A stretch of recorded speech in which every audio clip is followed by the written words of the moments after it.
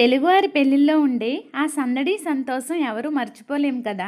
బంధువులు, మిత్రులు, సకుటుంబ సపరివార సమేతంగా బాజా భజంత్రీలతో సంతోషంగా జరిగే అతిపెద్ద పండుగ అనే చెప్పుకోవాలి.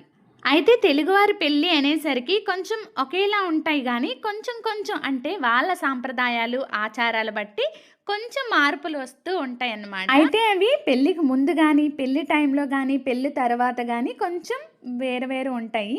అయితే ముందుగా పెళ్లి చూపులయ్యాక మాకైతే పసుపు దంచడం అని ఉంటుంది.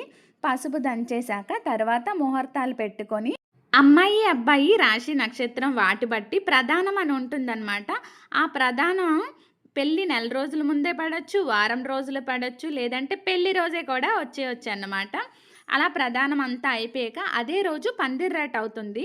అమ్మాయి ఇంట్లో ప్రదానం జరుగుతూ ఉంటుంది. పందిర్రాట మార్నింగ్ అవుతుంది. అబ్బాయి ఇంట్లో అదే రోజు పందిర్రాట వేస్తారనమాట. తరువాత గ్రామంలో ఉండే ప్రతి దేవత దగ్గరికి గ్రామ దేవత అలాగే ఎన్ని గుళ్ళు ఉన్నాయో అన్ని గుళ్ళకి కూడా ముత్తైదులందరూ వెళ్తారు. అలాగే మేనమామ పాత్ర ఇక్కడ తప్పకుండా ఉంటుంది. తాతగారే చీర శతమానం పెట్టాలన్నమాట. అదే రోజు ముత్తైదులందరూ కూడా మేనమామ ఇంటికి అంటే మా తాతగారింటికి వెళ్ళామన్నమాట.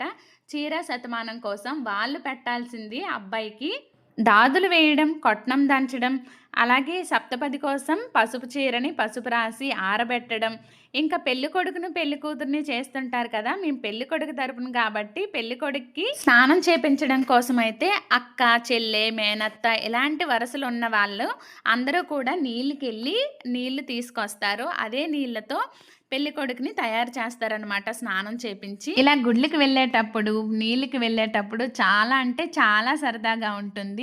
ఇలా పెళ్ళికొడుకుని స్నానంకి తయారు చేస్తాం కదా! అప్పుడైతే కాలుగోలు తీస్తారనమాట. కాలుగోలు అంటారు మాలో. ఈ కాలుగోలు తీసేటప్పుడు ప్రతి అక్క చెల్లెలు కూడా ఆ గోలు కోసం పైటలు వేస్తూ ఉంటారు. ఆ గోళ్ళు ఏమో తెరవ సంగతి గానీ డబ్బులైతే ఇస్తుంటారనమాట పైటేసిన ప్రతి వారికి కూడా. చాలా సరదాగా అయితే ఉంటుంది ఈ ఘట్టం. అయితే ఈ వీడియోలో పెళ్లిలో ముఖ్యమైన ఘట్టాలు మొత్తం చూపిస్తున్నాను. వినాయక పూజ, గౌరీ పూజ, ప్రధానం, రాట వేయడం, పెళ్లి కూతురుని తయారు చేయడం, పెళ్లి కొడుకుని చేయడం, 7 అడుగులు నడవడం, కన్యాదానం, పాణిగ్రాహం, సప్తపది, జీలకర్ర, బెల్లం, మంగళసూత్ర ధారణ, తలంబ్రాలు వేసుకోవడం, చివరగా అరుంధతి నక్షత్రాన్ని చూపించడం. అలాగే ఈ మ్యారేజ్ అంతా అయిపోయాక వెంటనే సత్యనారాయణ స్వామి వ్రతాన్ని అయితే పెట్టుకున్నాం అన్నమాట. వ్రతం వరకు కూడా మీకు ఈ వీడియోస్ని అప్లోడ్ అయితే చేస్తాను. మీరు సబ్స్క్రైబ్ అయితే చేసుకోండి.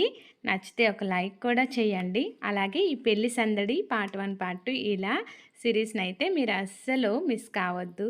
Thank you so much.